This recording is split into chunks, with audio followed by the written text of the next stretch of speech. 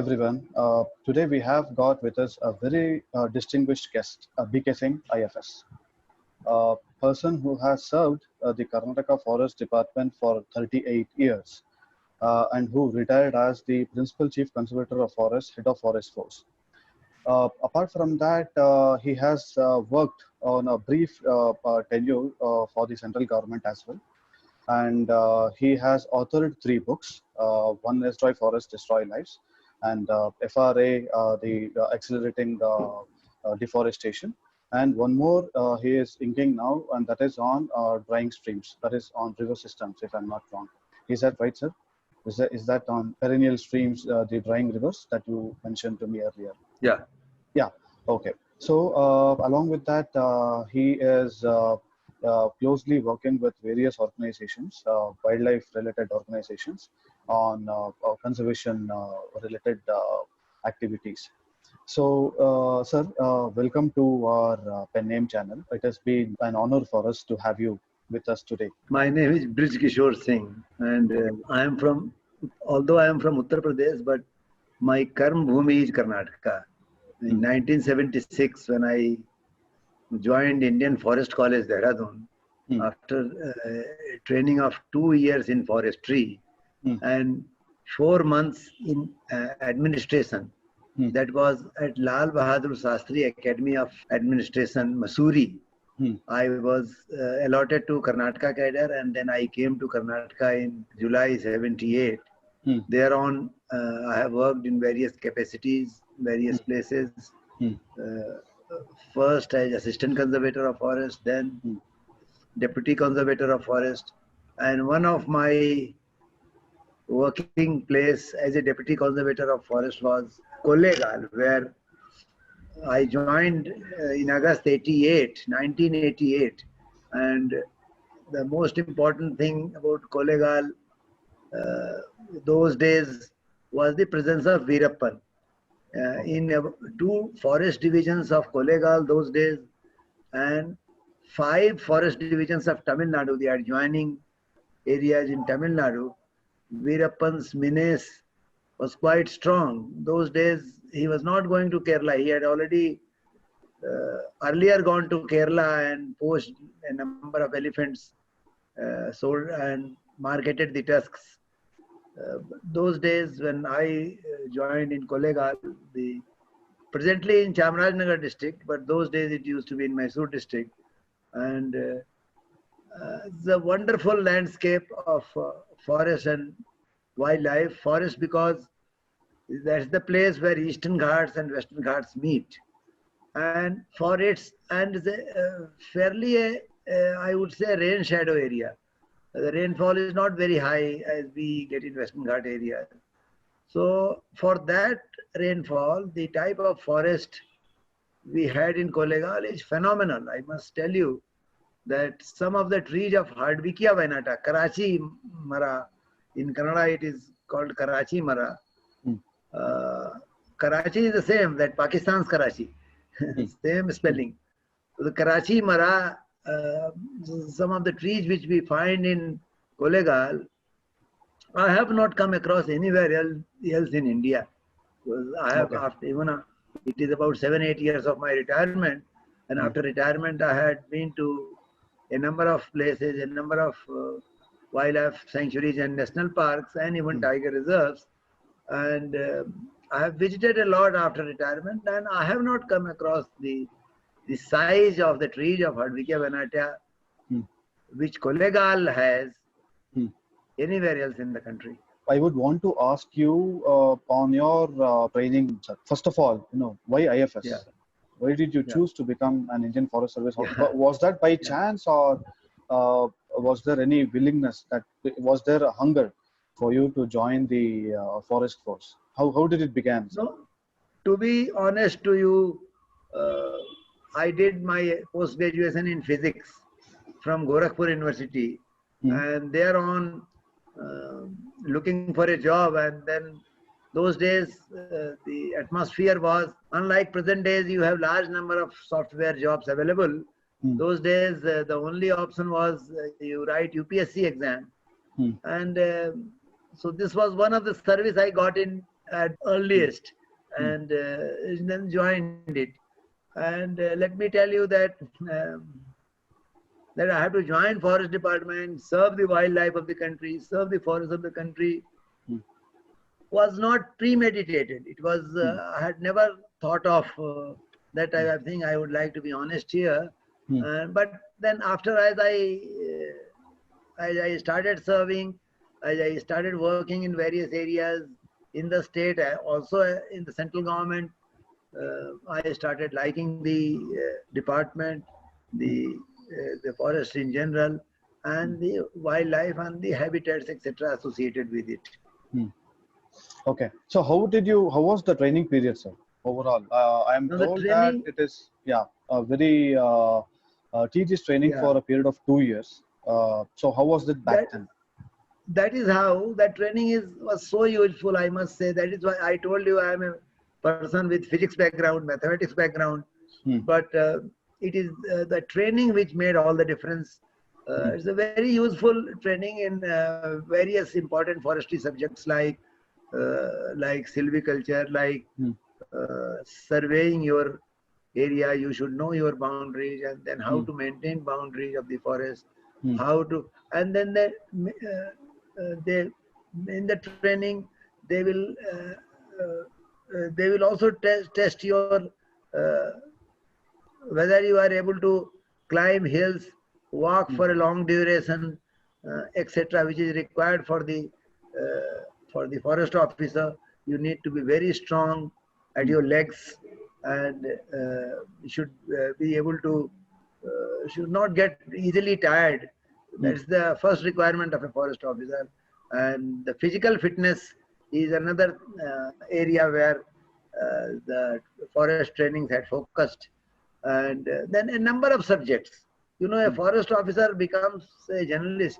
We have been taught engineering, we have been taught agriculture, we have been taught soil conservation, then silviculture, then utilization of wood, utilization of minor forest produces, a number of fruit and climbers and leaves, which are very, very beneficial and are harvested from the forest as a minor forest produce. So we were given a training even in that. Okay. So, and then the forest department builds its own roads, it builds its own buildings, it maintains its buildings. So you will find the forest officers are a type of civil engineers. Road alignment, a forest officer would do a better road alignment than, especially in hilly terrain, than, I must say, than even a civil engineer. What really happens is the gradient of the road is very important, and often we make a mistake, and you will find even the four-wheel vehicle not going up. So, but the thumb rule for laying the roads is leave an elephant and make it climb, and the path followed by elephant is the best path for laying your roads. That's the thumb rule. Something interesting. Okay. Anyway, this was by chance, I told. Otherwise, a number of subjects we were trained in Dehradun, and thereafter we had 4 months of training in Lal Bahadur Shastri Academy of National Administration, Mussoorie. That was also very important. That was with our training mates were from other services. There were officers from income tax, Indian Police Service, even IAS officers were there, and there were officers from railways, accounts, accountant general office, then customs, etc. So a number of colleagues of ours from different departments, we all had a 4 months foundational course in Mussoorie Academy. That was interesting because it had taken care of subjects like law, subjects like Indian Constitution, then Indian history, then administration also, public administration. These were the subjects which were taught there. There were exams, and based on exams, even your ranking can be jumbled up. It is not always the UPSC ranking which you get. Whatever you perform in Dehradun, plus based on your exam marks in Mussoorie Academy, your final ranking is decided. Okay. So, After your training, how did you cope with the language, Kannada? How language did? is very simple because I remember in Masuri Academy itself, Hmm. we had a professor Hmm. who used to take our Kannada classes because there we were knowing that I am going to Karnataka, Oh. and that is Kannada is a language which is a must Hmm. uh, for administration here, Hmm. and it is better if I learn it. So, Hmm. in fact, there was a question paper on that. So a small teaching of Kannada started right from Masuri Academy, and then the language comes by experience. As Okay. you, because from there I came to Halial, Hmm. uh, and after So about your eight first months, posting was in Halial. After. Halial, Okay. yeah, Huh. yeah, and from there went to Shimoga. So Okay. these two places good enough to teach you Kannada. So Okay. in Hmm. about 2 years' time at Halial as well as Shimoga, Hmm. I learned enough Kannada. And Okay. Hmm. So your first posting was in Halial. in Uttara Kannada district, Yeah, in Uttarakhand Hali, district. You were appointed as ACF, Assistant Conservator of Forests. I was appointed on a training under Deputy Conservator of Forest Halial. Hmm. So I remained there for about 7 months. Hmm. Then 1 month I was attached to Conservator of Forest Dharwad. Hmm. And then finally I was posted as Assistant Conservator of Forest in Shimoga working plans. Okay. Okay. So this was the sequence. Okay, okay. So after that, sir, gradually, moving forward, there are many interesting stories. The reason that I, requested you to speak to us today is, not many of us would know the difficulties of a forester. Okay. There are enough media attention given to other law enforcement agencies, but there is not much given to the forest department, which is very, unfortunate given the current time and the efforts that the department is putting in safeguarding our last remaining forests and wildlife. So when you took charge of, I mean, when were you put into wildlife, sir, and how was it? What were your initial challenges? And there will be obviously political pressure and bureaucratic loopholes as well. So initially, what was running in your mind? I Did you at any time think that you just would want to quit the forest service and move to other never ever, never okay. ever I thought that I Hmm. should quit. I never got disheartened. In fact, the very interesting service career of about 38 years, Hmm. I would say that there are two incidences which Hmm. I don't know, I don't have time much here, but Hmm. sometime later, Hmm. there were instances that I was assaulted even twice. There were two such instances. Hmm. Uh, Everything happens in forestry. It's Hmm. a very, very sincere kind of job. And the forest officers not getting recognition is not an issue because now the all sections of society have come to realize that Hmm. we need to conserve our forests. Hmm. We need to conserve our wildlife. We need to conserve our habitat because it is from the Western Ghat forest Hmm. a number of rivers are originating. The Hmm. life of people of not only Karnataka, life of people of adjoining states, Tamil Nadu, Hmm. Telangana, Andhra Pradesh are all dependent on the rivers originating from Western Ghats. Hmm. All the east flowing rivers, Hmm. how many people it can take care of Hmm. is phenomenal. So it is all the forest. These forests are fed by, these rivers are fed by the forest. The forest in its root, the trees in its roots Hmm. will keep the moisture, will keep the, when it rains, and it will slowly release at this, with the summer, with the start of summer. And that is how you find many of the streams without rains those days. In the month of April, in the Hmm. month of March, in the month Hmm. of February, on the Hmm. top of a hill, if Hmm. some stream is flowing Hmm. and it is still perennial without any rains, Hmm. so don't we appreciate that the importance of the forest? So now the society by and large have come to realize that the forest and the wildlife must be conserved. And slowly, a lot of attention, even courts are giving a lot of attention. And usually the forest officers, a very tough job. As I know, we need physically fit person to take care to be in charge of the forest department, to be patrolling the jungle. Because, here the question is, there are a lot of vested interest group whom we come across. In the sense, smuggling, poaching is one thing. An outsider thinks forest smuggling and poaching are the great things. To me, it doesn't look like it is as threatening to environment as the encroachments on forest land. Correct. What an encroacher does it during the summer months, during March, April, adjoining his land, he clears some more areas of the forest. He will, big trees, he will girdle, he will chop off the bark, and also heap of firewood will be placed around the trunk, and he will put fire during the season, and as a result, you will find a lot of fire all over in the forest patches, in the forest belts, all over the country. I would say you must have only recently the fire season have.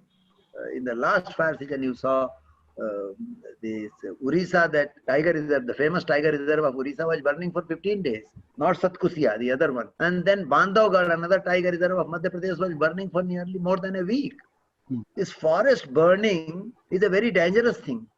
Not only emission of carbon dioxide and other greenhouse gases into the atmosphere, not only that, once the trees are not there, you lose the potential of the forests are the best carbon sink and the cheapest carbon sink. A lot of mitigation measures are being suggested in industries. If there is a steel plant or if there is a aluminium plant, it produces a lot of GHG emissions, and for that a number of arrangements are being done. It's a very costly arrangements to convert some of those gases into the less poisonous ones, etc.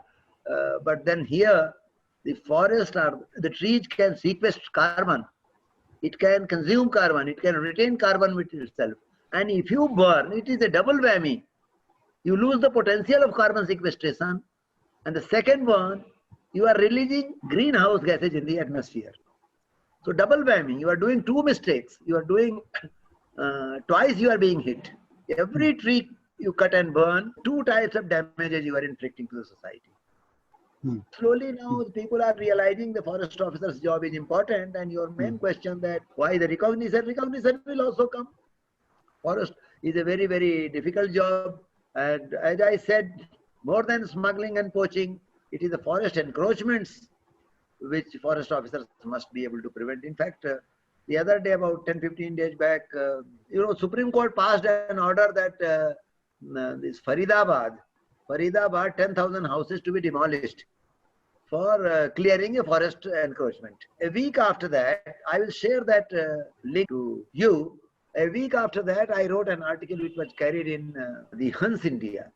And there I have said that forest encroachment are the biggest threat, the biggest danger which forest officers are facing. And it can only be set right, it can only be mitigated by a constant visit in the forest, a constant movement in the forest. And apart from the encroachment which is unauthorized ones, so the legal way of diverting the forest land for railways, for other development projects, without application of mind, because some of the development projects, it is always contractors driven. They want to, somebody wants to make money, along with the politician, they want to make money. And for that, they want some place. What are the place? There is no better place than taking a railway line through forest, taking a national highway through forest, a number of taking the transmission line, or even hydroelectric projects in the forest. So, unless the loss of natural forest, and I need not speak about what this country and the whole world is facing. We had the climate is deteriorating, global warming is the name of the game, and the way things are becoming, the pollutions and the GHG emissions taking place. I think the latest report I saw that the whole world is producing 59 gigatons of carbon dioxide annually in the atmosphere. And Prime Minister is also on record that 26 million hectare area of this country, he has been on record for last 3-4 years, I am hearing him, should be afforested. And once it is deforested, then it will sequester 2.5 to 3 gigatons of carbon dioxide annually. You know, Okay. forest, it can absorb carbon dioxide. The trees can do it. And since the trees annually grow, so the annual capacity of absorption of carbon dioxide increases. Okay. So that's why Uh, the importance of forestry is now being realized by the society, and they have to come around. okay. And forest Sir. officers also have to perform. They have to Hmm. perform. Forest officers, chalta hai style will no longer work, because if there is no enough monitoring, and every 2 years, Forest Survey of India gives us a report. That report is a very dismal picture for Karnataka and for the rest of the country. You know, I think the report is likely to come another 6 months' time, a new report. But the latest report of 2019 says that we are losing natural forest, and we are adding agroforestry outside agriculture, in agriculture field, in other horticulture areas. We are adding trees. Tree cover is increasing, and there is a net increase. And forest officers should not pat on their back for this. They should be ashamed of loss of forest from the natural forest areas, from notified areas. They should be ashamed of. Sir, you were mentioning that you were, assaulted on a couple of occasions. Can you occasions. recall? Can you I recall? can, yes. Yeah. I can. Once when I was assistant conservator of forest, Shimoga working plans, I, along with a forest watcher, we were patrolling on the demarcation line of Madenhalli Reserve Forest in Honali Taluka. Those days, Honali was in Shimoga. Later, it was shifted to Davangere, but those days, Honali was in Shimoga. So there, I found people had put fire inside. They were even illicitly distilling liquor. So I took action. I said, no, these things will not, in the forest areas. And I was young. I was new from Dehradun, of course. Then when I started opposing, then there huge earthen pots were there for distillation. So I said no. So immediately the persons, the culprits also came. He said, no, sir, please don't damage. I said, no, this cannot go on in forest area. You cannot put fire in the forest and start distilling your liquor. So I damaged that, and in return they thrashed me. Oh, okay. You were physically assaulted. Okay. Physically assaulted. They said, oh, wow, this is a very valuable thing. Why did you do this and that? Of course, police came and booked the case later. Honali police came, but then I was assaulted. That was one instance. But I got emboldened. I said, oh, that is the game. That is the part of the game, because illegalities you have to oppose, and this can always happen, because here you are playing with somebody's. Sometimes that is his livelihood also. He is producing liquor not only for his consumption, that is his livelihood as well. And the second instance, I was deputy conservator of forest Shimoga. Those days in 1984, very rich forest area. The forests were very close to the city. The tree growth are now, you will see everywhere in and around Shimoga. The forests have receded. The forest which used to be on 4 kilometers from Shimoga Circuit House, now you don't find up to 8 kilometers, another 4 kilometers. So the forests have all been lost and all included in the township. So this expansion of human areas, expansion of agriculture, expansion of mining, several activities against the forest. Some of them may be authorized ones, some of them may be illegal ones like encroachments. These are the challenges a forest officer has to face.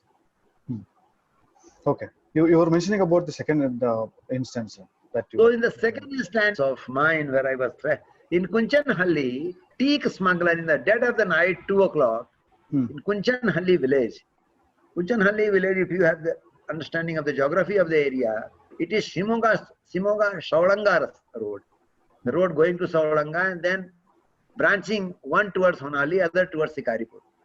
Okay. So Shimoga, between Shimoga and Saulanga, very close to Saulanga, maybe 3 kilometers from Saulanga. As you go from Shimoga, 3 kilometers short of Sauranga, you come across this village where we seized some teak wood 2 o'clock in the night. Okay. Oh. 2 o'clock in the night, we were doing patrolling. We had information that a sandalwood loaded vehicle would pass, and we did not get anything. That day, that information may be untrue. And as we were returning to Shimoga, we were returning from Sauranga side.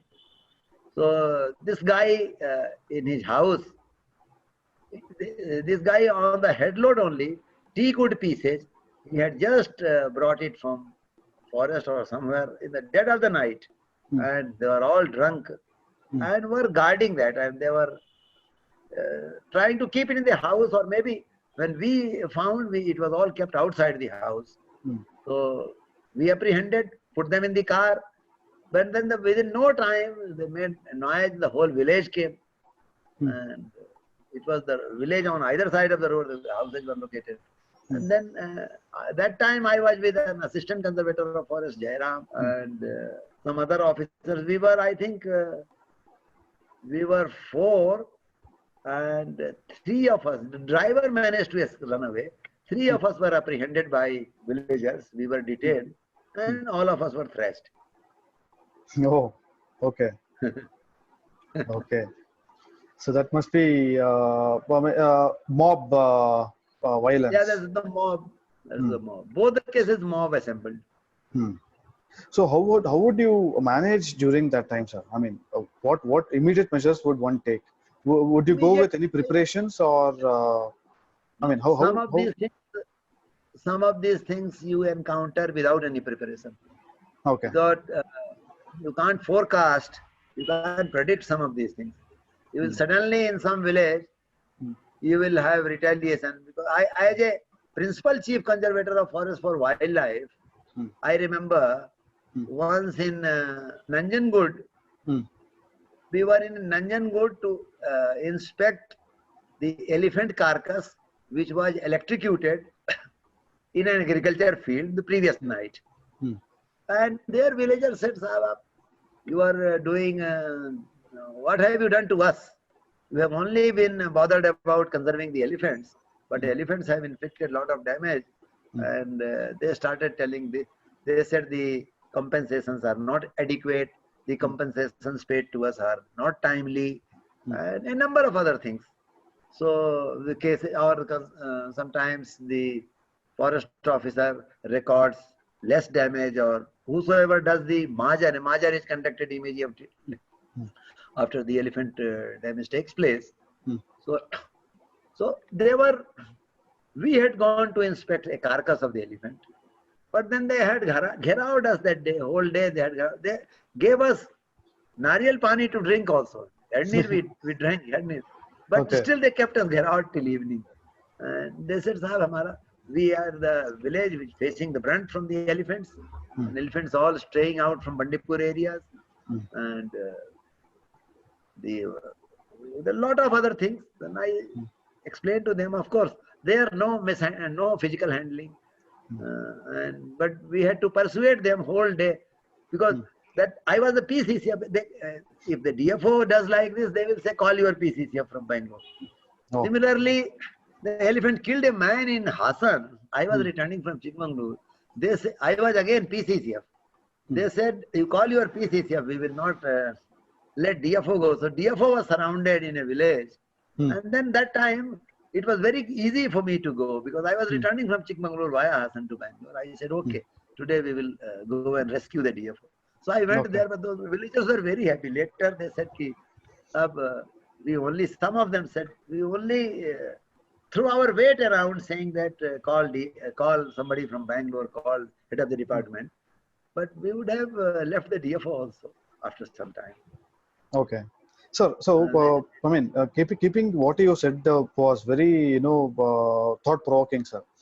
So according to you, or for conservation as a whole, don't you think that conservation is incomplete without the support of localites? Yes. See, what happens is now, of course, the local... let me take the example of human-elephant conflict. You go to a village in Nanjangud Taluk or Gundlpet Taluk, adjoining Bandipur, Onkara range or Ediala range, you will find there are elephant-proof trenches preventing the exit of the elephants or elephant herds from forest areas to outside, so that the elephants do not stray out. But then what happens? You will dig a elephant-proof trench. You will have a solar fence to prevent the elephant straying out of the forest. Now, in a village, there will be villagers of various interests. One fellow would like to take his cattle inside also. So he would fill up somewhere. For us, elephant-proof trench will be some place he will fill up so that his cattle can enter the forest, and then in the evening it can come back. And another fellow is not a landless laborer. He's not interested. He has nothing at stake. Even if elephants stray into villages in agricultural lands, there is nothing at stake for him. So he would not be interested in doing anything. He will remain quiet. So there are 3-4 groups. Another group who does not. There are some crops which elephants like. Some crops, some dry crops, elephant may not even like. So it will those lands it might even pass through, but would not use the mouth or the trunk to pull up things. So therefore, I want to tell you that there are a number of interest groups in a village. So somebody will say, no, trench should be there, it should be maintained, it should be effective. But another guy is who has to take his cattle every day in the morning in the forest and bring it out at the end of the day. So he is not convinced. Because those are the paths which elephants will also use. It's not, during the day, cattle will go and come. But during the night, elephants will go and come. Rather come and go. So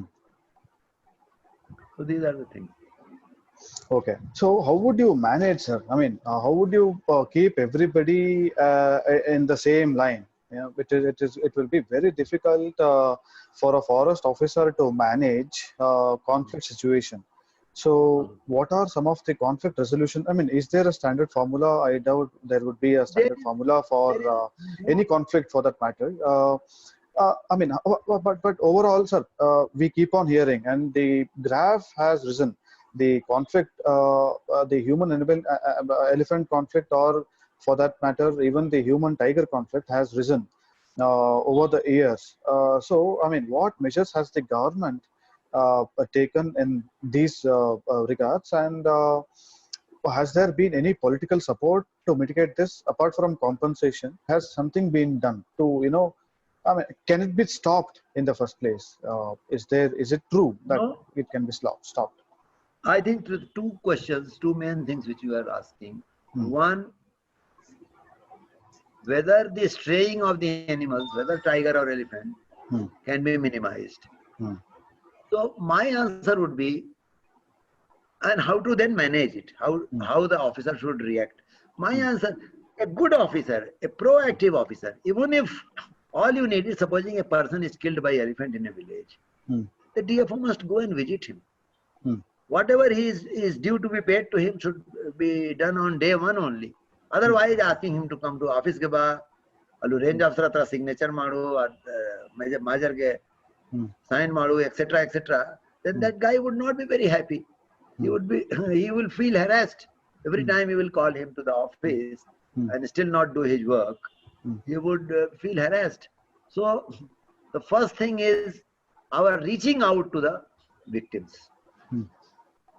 That is a very important thing. Supposing a death has taken place, you go and meet his wife or his son or the next to kith and kin in the family, then probably there won't be resentment. There won't be, the people will also accept. After all, people in this area have been knowing that these are all elephant areas, and their forefathers have also faced that conflict. And presently, with a lot of, I must say that the government is also, the way they are going for this development project, the linear infrastructures, roads, railway lines, transmission lines, canals, etc., without much application of mind. And rather fragmenting the forest, fragmenting the landscape, and fragmenting the habitat of the animal. And now the animals have started liking to come out and eat a better quality paddy. It feeds on paddy, it feeds on banana, arecanut, and things like that. And whereas in forest, it has to struggle and find food. Mm. And also, the grassage in the forest is also being shared with the livestock of the village. Mm. So where should elephants go? Mm. So now these things are slowly changing. These are all irreversible things. And natural forest loss is every time you lose natural forest, you increase the conflict, you increase the problem, and the eco-development services that forest provides. It has a contribution. Maybe some stream it must be contributing water in the non-rainy season. Rainy season, you will get water everywhere. So all those things will vanish, and humanity has to pay for it. So this mindless development work at the expense of natural forest is a very bad thing. It must be, it has not yet been realized. I am seeing there is a law which is being diluted. This is your own article on Niti Aayog. yeah. So there, that document itself says that liberalize some of the rules, forest and environment rules and norms and standards have been all diluted to grant more clearances. And because this, we have gone through pandemic, the economy has shrunk. So to open the economy also, they want some of these projects to be cleared fast. So these are the issues. We need to take a decision whether we like the environment to be conserved, the forestry to be conserved, wildlife to be conserved or not. Okay. Sir, my next question to you would be, how do we win over the hearts of politicians, sir? That would be the most difficult thing, because for everything, the upper hand, they are the policymakers. So how would you do that? I mean, they are the, as a bureaucrat, have you had any successful conservation story by having a word with a? I mean, was there a politician who was involved, and did you have any success and one conservation campaign that you say that yes? No, something? My experience of working in Western Ghat Belt, quite a number of times, if you explain to them, in fact, what happens is sometimes some of our own people, you are very right. Success stories with the politician explaining to him that if you deforest this type of thing, these are the consequences. If you are able to convince a politician, it's a very good thing. But sometimes, as I said, the forestry is seen that with a very, very narrow angle. The people are interested in that project. They want the forest to be destroyed, to be sacrificed, so that the project comes up, and the project comes up, everybody can make money. Money, yeah. Including politicians, bureaucrats, including forest officers, everybody has a role in it. So I think if forest officers also should be little more impartial, little more pro-conservationist, and should try and convince forest department. This is the only department which should not toe the line of the politicians and bureaucrats. If everybody starts speaking in favor of development, in favor of this project, this linear project, that railway line, this idle project, then who would speak for the conservation of forest and wildlife? So it is one department, forest department, and forest officers have duty to speak for them. Even if they agree with the politicians, it is their first duty to convince the politician that these are the consequences. If you cut the forest, these are the consequences. 10 years down the line, this stream will be dry. A number of perennial streams will vanish. So I remember once when I was again PCC of Wildlife, when Moodgeri MLA came to me for some clearance in Kudremukh forest. Oh, okay. Kudremukh forest. It has a direct bearing on a stream. And I explained to him, I don't know, I did not, he said it is for the water supply drinking water supply to a village. I said very genuine. But the question is, the moment you clear this forest, it has, these are the consequences. This is the forest which is conserving water, and in a stream which is feeding to Bhadra, and because of that stream, water will be there during even summer months in Bhadra. So now you decide, you cut this forest, the stream will 3 years down the line, 4 years Vanish. down the line. Believe me, I don't have to convince anybody. You cut the forest, the stream it is feeding will go dry in 3 years' time. Okay. So did he agree, sir? Did he agree to your point? He did agree that he stopped pursuing me. That time he did agree.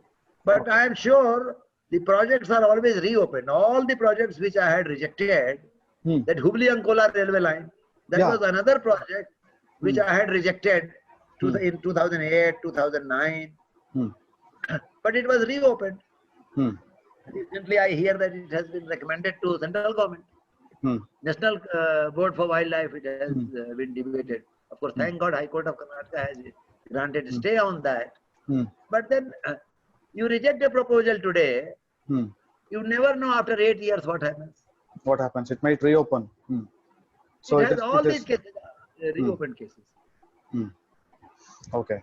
So it will not be sacrosanct at all. Yeah, that's right. That's right. Okay. In your article, I read one article that was published. I read that that forest department officials did not get much recognition. Their counterparts got recognition, but the forest department officials did not get much recognition. Some 250 officials were not honored. Yeah. The jungle of MM Hills, Ponachi, Kaudhalli, Ramapuram, Miniam and Hugyam, where Veerappan roamed, these are inaccessible areas.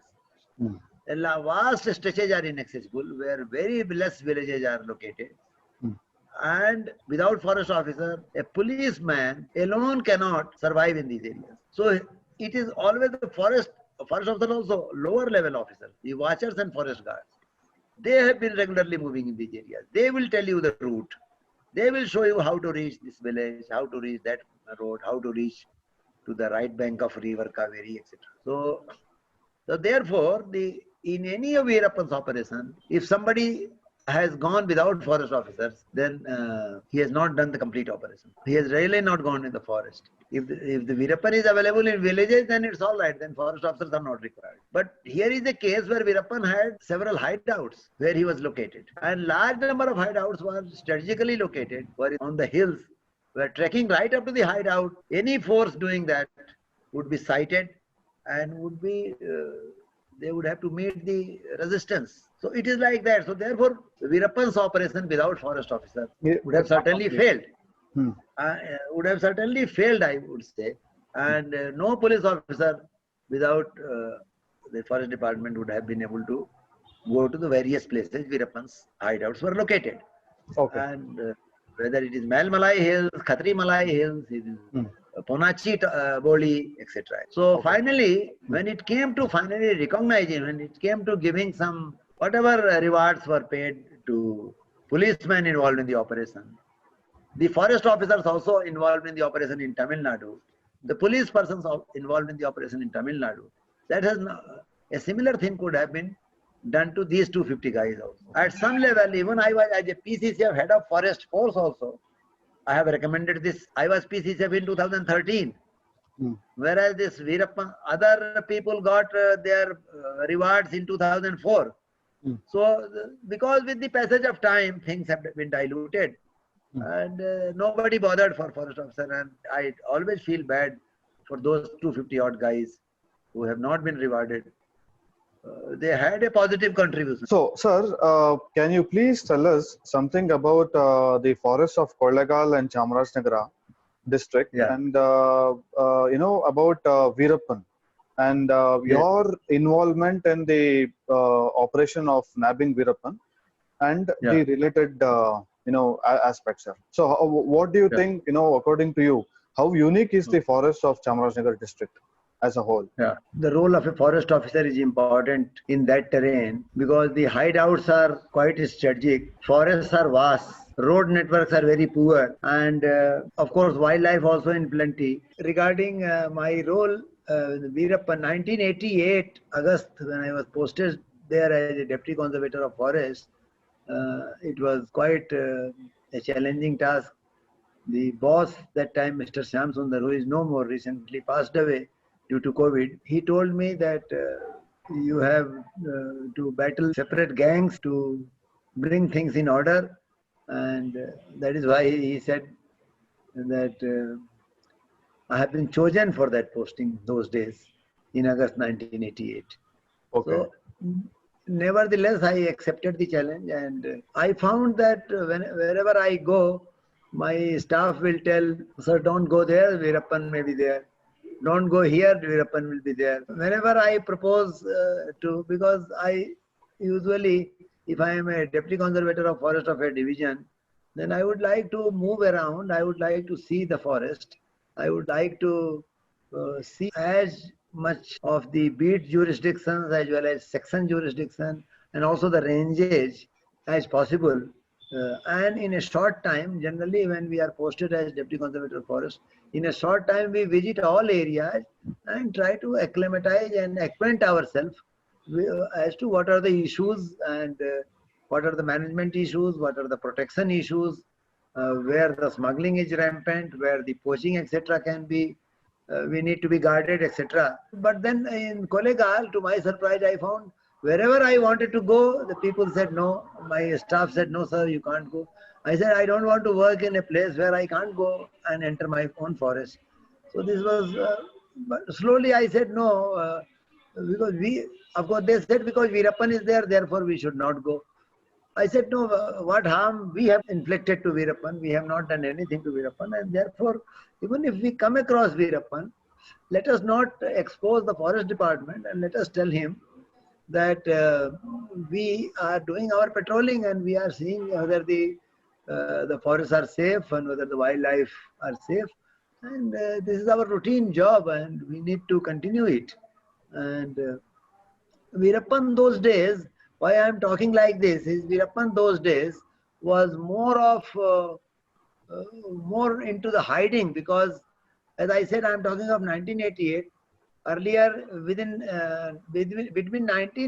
1985-86 to 1988 till my arrival, he has already started doing murders. Earlier, he was only doing poaching, so police was neglecting. This is the problem of the forest department. So why should we would not take, we would not focus into this. However, as and when forest officers requisition the help of the police, we will come. Between 86 and 88, there were some stray presence of police in 7-8 villages of Kolegal Taluk. Kolegal, in fact, Kolegal Forest Division comprised only Kolegal Taluk and a bit of Madvaldi Taluk of Mandya district and a bit of no Bangalore rural, only Madvaldi, no Bangalore rural and Kolegal Taluk. This was the forest division. In fact, it's a very old division where about 2,700 square kilometer area was covered under tree growth, and that was all forest.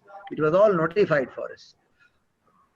Now coming to this challenge that I am not able to visit my areas, what I did was I started going first. I said, no, let us go. We have not done any harm to, I am a new person. I would like to know the forest. And believe me or not, Veerappan was, for 6 months of patrolling, Veerappan, we did not encounter Veerappan but anyway, but our staff will give a feedback. The Veerappan knows that you are patrolling your forest. And, but since he is hiding, because he has done some few murders last 3 years, so he is hiding himself against that, and so that he would like to evade the arrest, and police is after him. I said, all right, but we would like to continue our perambulation and patrolling the forest. So about 6 months passed like this. We slowly accelerated our visits, and we started going the forest more frequently, and we started even climbing hills. Sometimes with pack lunch early morning, we will disappear in the forest, of course in a group, so that if something happens to the group, at least one or two persons come out and able to narrate the story to the police as to what really has happened. So, like we were trying to do these things about 6 months' time, or maybe even less than 6 months. One more link I would like to explain here, that Veerappan's earlier, you must have heard, there was a gentleman called P. Srinivas. He was DCF of Chamarajnagar. In Yes. fact, Kolegal was one division, Chamarajnagar was another division. So he was DCF of Chamarajnagar, but then when I had come, Mr. Srinivas was not there. However, Srinivas has worked there for 5 years, and in his period of working, Veerappan was even once caught by the forest cell. You must have heard that during the SARC summit in Bangalore, he could not answer few questions. He was found in a restaurant in Bangalore, was picked up and was given to Srinivas. And because Srinivas had been talking that he is involved in this poaching, that cutting of trees, etc., etc. So Srinivas, then those days forest cell officers thought that Srinivas would need him for investigation. And Srinivas made use of the Veerappan's presence. He took him to Kerala and all other places. He had disposed of the tusks, elephant tusks. So he did find the market linkages because Veerappan was there. So Srinivas and there was one police officer. He was Pujar DSP Chamarajnagar. So they had formed a very good team. Srinivas and Pujar, they had formed an excellent team, and they had rather encouraged a rival gang in Gopinatham village, where Veerappan comes from, to give whereabouts of Veerappan and to give us information so that we can apprehend Veerappan or put him behind bar, etc. So, with a view to capture Veerappan, a rival gang was supported by this team of forest and police officers, I told you. Now, this rival gang, and when I joined in Kolegal, before that, two of the rival gang members were done to death by Veerappan. Their bodies were found hanging on a crossroad in Gopinatham village early morning. Only their bodies were found hanging. I think they were all, two of them were killed. And the remaining had escaped. That gang also comprised of about 7-8 people. And they were well-to-do gang. They had also the support in the village. And they were also part-time poachers only. Let me tell you that sometimes to remove a thorn, you need another thorn. So you must be wondering how, you must be wondering, or rather people must be wondering why a government dispensation should encourage another rival gang to get the main gang. So, but then it was part of the game, and Srinivas is fully justified in doing that, because that was the only hope that time. But what really those days, so two of them were killed already before my arrival, and within 6 months of my arrival, when I started doing patrolling in the jungle aggressively, along with my staff, of course, we were all prepared sometimes. All of them were with weapons, whatever forest department was equipped with. Those days, you remember, not even mobiles, no STD, no GPS. So our location also you can't send, or you can't speak from anywhere. So the only thing is the wireless communication through the towers, through the stations, and the vehicles used to have wireless. That will sometimes work, and in the vehicle is driven in the valley, that communication will also break down. We used to have handsets. So the handset will also be routed through some station only. There were some fixed stations, one in MM Hills, I remember, one or two, one in Ponachi, Ramapuram, and some 5-6 places, Hanur also. There were 5 or 6 places in Kolegal Taluk. We had the wireless stations. So that was the only communication, wireless. And even the telephone, even the landline did not have STD, you know. In Kolegal, you lift the receiver, then the person would say, number please. That means you can't even dial in locally. No, So you tell your number and he will connect you to that. So that was the status of communication. So it was very good. The wireless was the only thing, and the rumor was that Veerappan also has our frequency. So, Oh. so whatever we communicate among ourselves, Veerappan also would know that. And another rumor was that Veerappan also had the wireless set of the police department. So he was conversant with all communications. So what is going on among us? So that is why anything you plan, and only face-to-face meeting was the only way out. And if Corona would have been there those days, probably it would have been a disaster. So within 6 months of my starting aggressive patrolling in the area, we found Veerappan and his men killed another 5 of the rival gang. That was January 89. I had taken charge in August 88.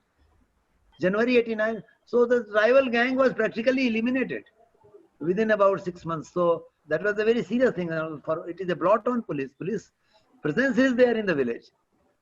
And near the village only, Gopinatham village, Veerappan's men had invited the rival gang for a feast. Come, we will have a reconciliation now. Let us not, now that Srinivas is already removed from Chamarajnagar, there is no point in continuing the enmity. So that was the way it went on. And these people went, and they were all done to death. They were all fired at. People sitting on the trees, on the top of the trees, they took aims, and all these guys were sitting ducks, were killed. Thereafter, the police presence was increased. That was 89 of January, February 89. And then police presence was increased and everywhere. But still, I must say that another nearly a year, you would not believe. Because now Veerappan also did not keep quiet, because that was the period when Veerappan's sources also dried up, because it was funding him for all his expenditure. The elephant poaching used to fund him. He used to get all his things done with the help of the money from the poaching. But then when at some point in time he found that his sources are drying up, because it is now nearly 3-4 years he has been murdering people, and police presence is increased. Hideouts are so strategic that police will not walk into the forest. They will all stay in the villages. If you have seen Gopinatham village, you should only 10 kilometers away from village, a place called Mailmalai. I am talking of the hill, top hill.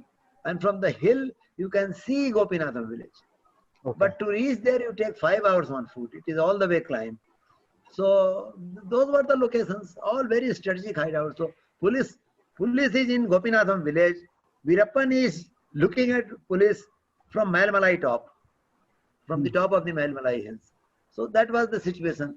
And things went on for some time. I think there was a change in strategy. He could locate the large number of sandalwood forest in Satyamangala Forest Division, Gopi-Chettipalayam subdivision, It is all in Tamil Nadu, because there Karnataka and Tamil Nadu in that belt is separated by Palar River. In some patch it is separated by Kaveri River, but the sandal forest which I am talking of is separated by Palar River. So Veerappan engaged a lot of men for about 6 to 7 months, 8 months. All those trees were chopped off. All those Satyamangala division sandalwood trees. In a matter of 6 months, he had put about 30, 40, 50, maybe even 100 people on the job.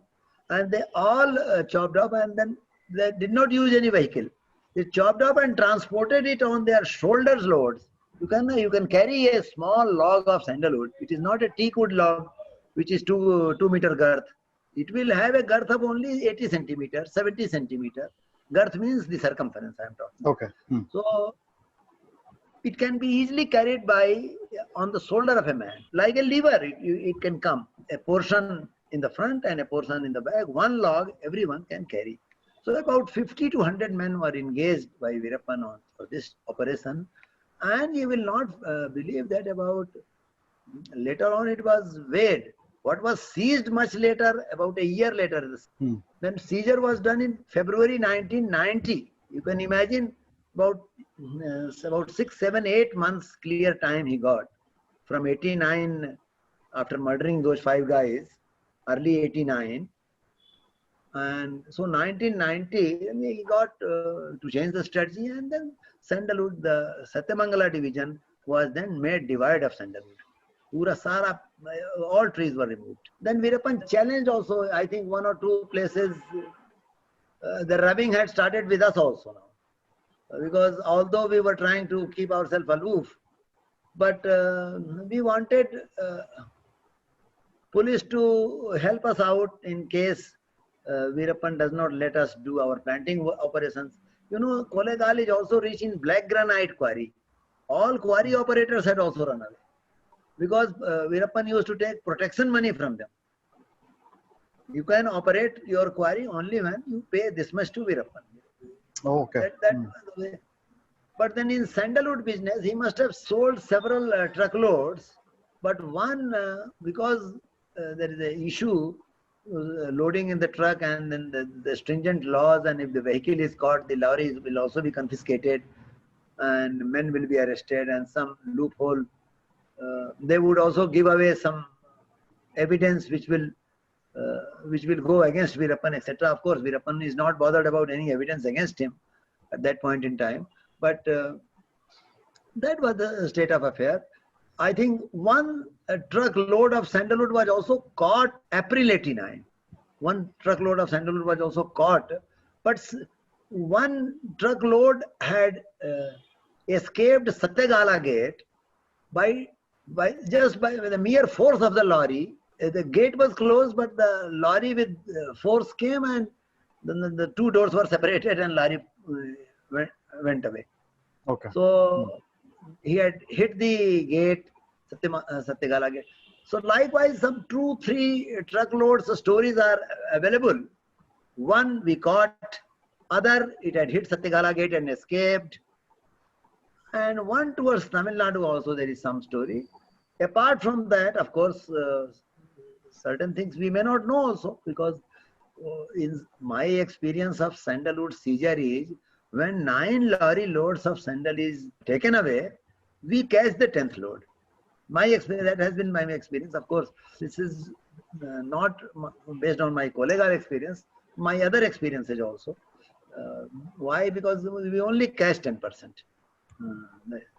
So, now coming back to Veerappan, so after that I told police that here is the, now the time has come, and we must work together, we must patrol, and now he has cut down some sandalwood and stored in Karnataka, and they all had crossed that Palar river. Palar river during summer remains dry. It is not a perennial river. So even those days it was not perennial river.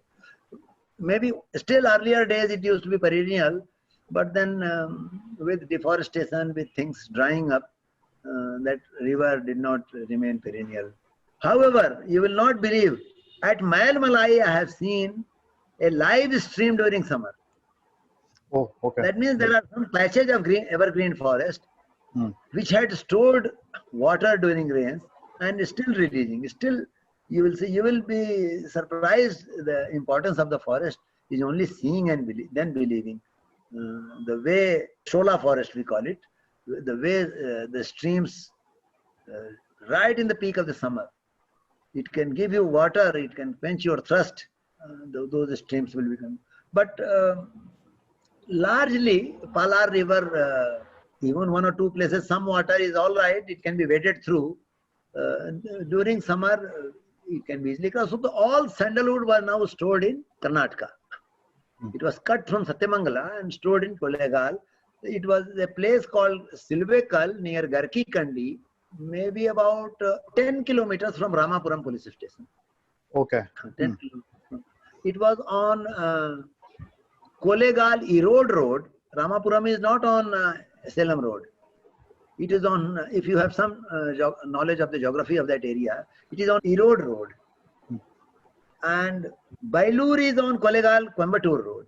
So the Kolegal is all the 3 roads from Kolegal to Salem, to Erode, and to Coimbatore, all pass through the thick of the forest of the Kolegal division. That is another very strange thing. go through some best forests of Kolegal. Hmm. All the 3 roads. When I told police, then everybody was wanting to conduct an operation to now siege Sandalwood. Now, so finally, of course, I was also fired at, but let me not, that will take a lot of time if I explain. There was one incident on 9th December 89. December 89, that means 2.5 months before the seizure of Sandalwood. Because we were searching for this Sandalwood. Veerappan had come and kept the Sandalwood. We did not know where the Sandalwood. We will get a lot of information because he had engaged 50 to 100 laborers. So obviously we will get information because now the things are not only in the knowledge of his hardcore members of the gang. Things are, everyone, at least all those laborers know it. So we thought we will catch him. And therefore, everybody who came to us with some information, because the stakes were also high, because that time, I think there was a government order saying that if somebody helps in catching the Sandalwood, he gets about 10% of the value. So, of course, it is. So therefore, that also had attracted a lot of people. And Veerappan's since 50 to 100 people who were engaged by him on this operation for cutting and storing. Since the Veerappan was not, he had not paid them, so a lot of people were quite unhappy and disgusted with the way Veerappan had behaved with them. And of course, maybe his resources had dried up. Sandalwood did not fetch him anything. Maybe few lorry loads he must have taken it away, but by and large, a huge stock was pending. It was 65 tons. Oh my God. Instead of telling it after 5 minutes, let me tell it now. It was 65 tons. Karnataka took away 32 tons. Tamil Nadu took away 33 tons.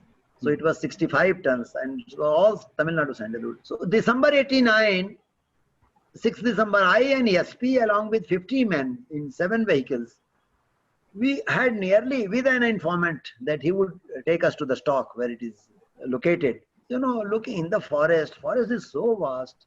That guy also got confused. He very sincerely he tried. Of course, then the police will start suspecting him. I said, this guy is telling you something. Why suspect him? And in the forest, looking for such huge stack, that is 65 tons, you know, it is at least occupying a surface area of about 12 meters into 6 meters or 5 meters. That is the surface area it is occupying only. Yet we could not locate it. Everywhere, same Hardwicke Vanata tree. Everywhere, he says on the bank of Palar River, but Palar River bank is not one point. And he says it is on the left bank. Of course, it is not one. The right bank, we know it is Tamil Nadu. So, despite all efforts, and Veerappan's men were guarding from a hill that stock. And that day we were fired at. I think 2 policemen were injured. I was lucky not to be injured. So they were, of course, removed for the medical help, etc. Finally, it was on 22nd of February, both Karnataka and Tamil Nadu, Forest and Police Department, both Forest and Police Department. And then Tamil Nadu Forest Department, they got that. Yesterday you asked me a question, Karnataka Forest Department, those who worked for this operation, they have been cheated by the government. In fact, there they had worked as a laborers. We had no laborer to carry the billets because, of course, we organized some lorries. The trucks could carry some stock. But then the loading and then stacking into the truck and then arranging things, that is also a huge task. So staff, they also work like laborers there. Some of them, that day I remember, they had no lunch also, no water also. The morning we had started with some packed eatables, which was exhausted in breakfast. And we continued our operation till evening 4 o'clock, 5 o'clock without lunch. But doesn't matter, that is the name of the game, because most of the time in forest, we are not supposed to get our lunch. We only eat when we return. And whatever packed lunch you take, it becomes packed breakfast that you eat after 2-3 hours only. Finally, Sandalwood was seized with a joint operation of both the department, Karnataka Forest, Karnataka Police, Tamil Nadu Forest, Tamil Nadu Police. Now, thereafter Veerappan was very angry. When 3 sub-inspector and 1 range forest officer of MM Hill, they visited Hoganikal. They thought they have won the battle. It was February 22nd we had siege in 1990. This is 9th April. These guys, on 9th April, Veerappan is very quiet. He took his revenge. He ambushed them when they were returning after, maybe that was their picnic type of thing. I think some of them were also drunk. So when they were returning from Hoganikal, at a place where Veerappan and team ambushed them and opened fire at them, that placed stones on the road. Of course, the road was not very good, but then that was the point where, and the place is very close to Gopinatham, the village Veerappan comes from. And they were all fired at, they were all, I think that led to 4 deaths, 3 sub-inspectors, 1 police constable died on the spot. And then 1 or 2 were seriously injured. They were shifted to Dharmapuri district hospital, some hospital in which we visited later. And thereafter a task force was created in Karnataka. K.U. Shetty was the chief of the task force from Karnataka side. And F.C. Sharma was a task force chief from Tamil Nadu side. So usually this operation went on for with the help of police. The perambulation of the forest went on, and very aggressive perambulation took place. So my purpose was really served. Kolegal forest had become very safe. No poaching, no cutting of tree was taking place in Kolegal, because we were patrolling it very sincerely, and large police. Of course, another, because the hills were steep, so many a times lot of people, maybe even some of them from forest department also, have no ability to climb the hills. Policemen generally struggle to climb, but then our aggressive patrolling in the forest made the forest completely safe during that period of 1990. Okay. Now this K.U. Shetty's presence was very useful. Patrolling was, as I said, was the first advantage. Every information we got were verified. Veerappan is at place X, Veerappan is at place Y. We all went with the food, and of course morning, the idea is always to get prepared. Go in the morning with your packed lunch and water, whatever you want to consume. Every individual must carry their requirement, and you return only at the end of the day. That is all, and thereafter it is all in public domain. Thereafter, I think newspapers started carrying Veerappan's story. Yes. Anything. This was the initial story. Yeah. I thought I should narrate. Sir, my next question would be: given the risk and your difficulties in the terrain and tackling with various people, such people who are very good in ambushing and guerrilla techniques. Why is that the forest department is not getting the weapons of the choice? I mean, according to you, what type of weapons should be needed? The armory, according to your expertise. Forest department, after this Veerappan's operation, please believe me, they got, forest department got a large number of vehicles, 315 rifles. They got 315 rifles because 303 cannot be given to forest department. It is the police rifle, prohibited bore. So 315 rifle was an equally good rifle. But the problem, forest department earlier used to have only double barrel gun, but Veerappan ensured that we get 315 rifle also. And that was a very change in situation. I think government also reacted to the demand and provided us some of these things. I must compliment the government of the day. I think Virendra Patil was chief minister, and then later Bangarappa was chief minister. So they both were very positive. I have attended the meeting also called by Bangarappa once on Veerappan. They were all prepared to help the department completely. They were not against any demand raised by the forest department. But another point, now the safety of the weapon is also important. In fact, some time back I wrote an article in Deccan Herald, it was carried also, that safety of the weapon. What happened? Ponachi, Veerappan's men snatched a double barrel gun from a forester. And the forest department will take, if you give them gun, they will keep in some broken house where they live end of the day, which can always be attacked in the night, and a gang like Veerappan's can always take it away. And another two incidences. Another incident took place in Sagyam near Hanur. Sagyam is again on the right bank of river Kaveri, south of river. And Sagyam forester's weapon was also double barrel gun, and that was also taken away by Veerpan. Thereafter we became very cautious. The weapon, giving weapon to forest officers is very simple, but securing it becomes an issue.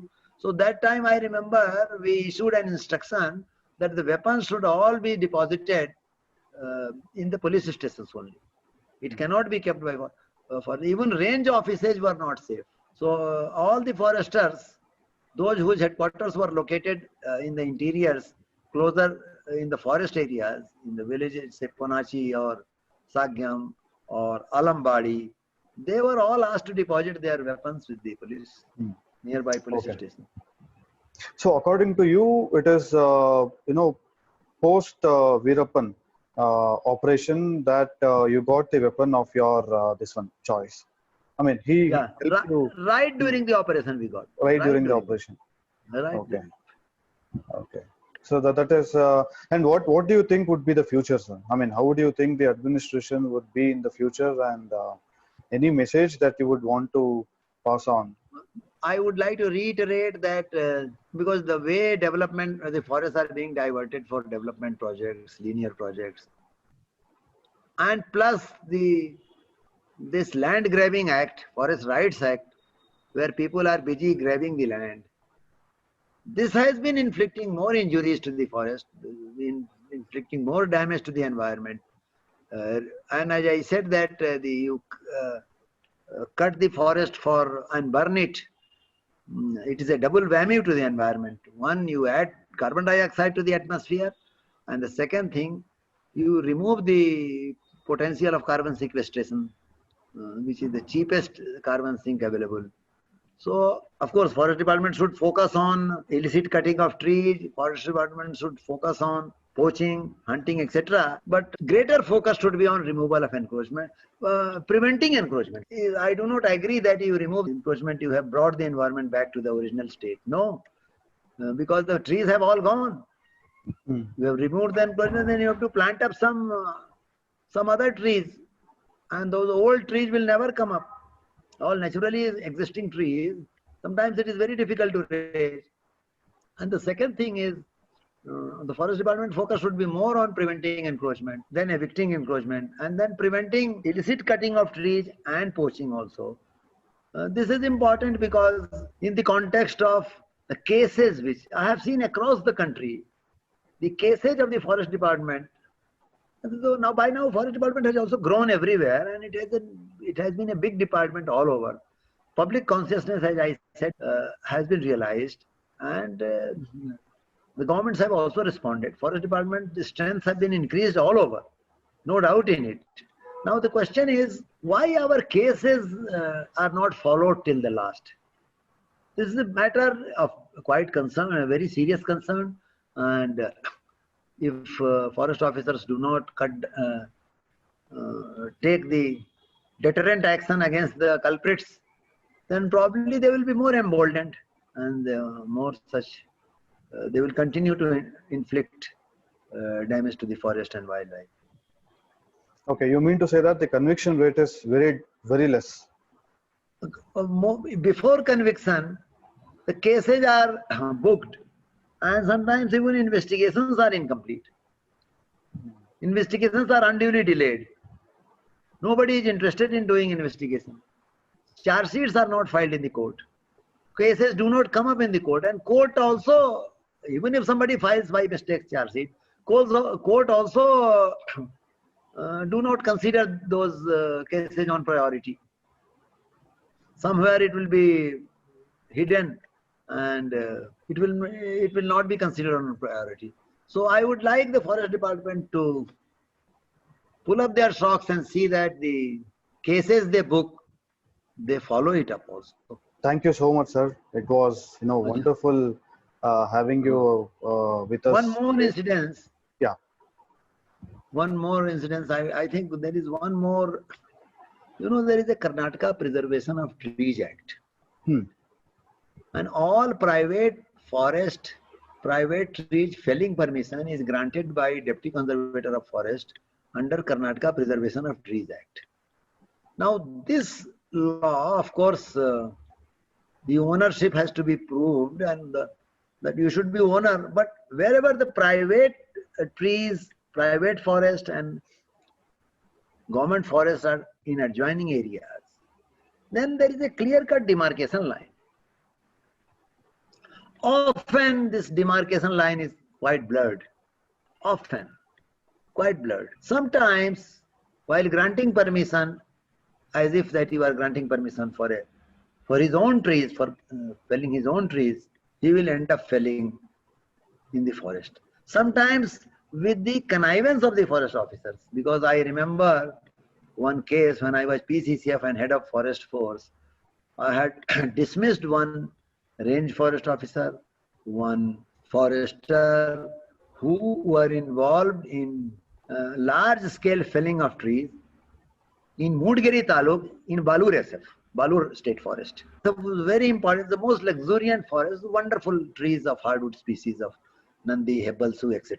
Now, of course, after I had retired, then the forest minister had excused him, and I think he had lowered the punishment, and I took him back to the duty, which he should not have been taken back to the duty. You know, you have inflicted very big damage to the forest, and now others will also be emboldened. And you will not believe, 3 months or 4 months back, I read an article in somewhere in Hindu or somewhere, only 4 months back. That means I am talking of 2020, 2021. I have dismissed him in 2013 in the same forest. Now in the same forest, some 4 or 5 fellows are suspended for the similar offense. Okay. Oh. So I would say that the administration should, as it is government, in government the punishments are very, very rare. Very, very rarely somebody is punished for the offense. Somebody is punished for we don't punish anybody for negligence, but we don't mind punishing persons for connivance. After a long time, I took pleasure in dismissing the range forest officer because he had connived with the timber smugglers, and he had removed all the important hardwood species of the state forest. And it had gone on for nearly 1 month. And this is an incidence of 2008, 2009. No, 2000, even earlier, 2006, 2007. And only when I was Principal Chief Conservator of Forest, Head of Forest Force, this case has matured. And that means he has already, even after committing this heinous crime, the range officer has already lived in the department for 6-7 years. Oh. That itself is a bonus.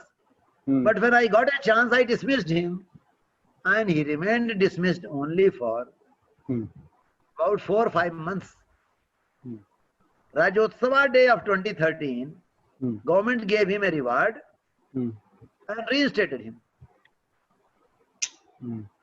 And that was 2006-07 things. He was punished in 2013, and 2020 a similar things have happened in the same place, and people are suspended.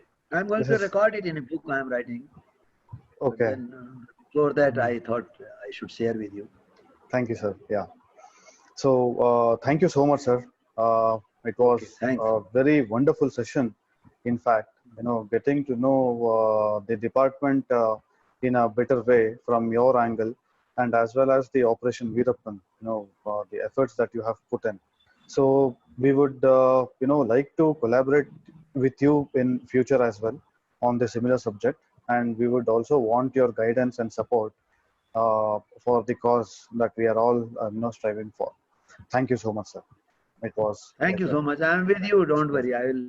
Anywhere you need me, let me know. I am there. Thank you, sir. Thank you so much.